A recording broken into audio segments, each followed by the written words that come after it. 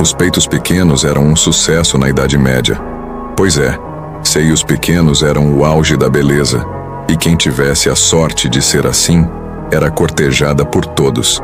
Os homens ficavam alucinados, perdiam a cabeça só de olhar.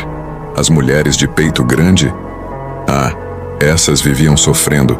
Faziam de tudo para disfarçar, enrolavam faixas, se apertavam, tudo para parecer que tinham menos do que realmente tinham. Mas olha só, se não conseguissem esconder, a coisa ficava feia. Ninguém queria chegar perto.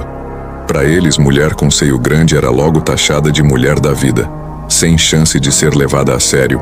A regra era clara: quanto menor, melhor. Era uma luta diária para se encaixar nesse padrão louco. Imagina só, passar o dia inteiro amarrada só para ficar nos trinques com as exigências da época.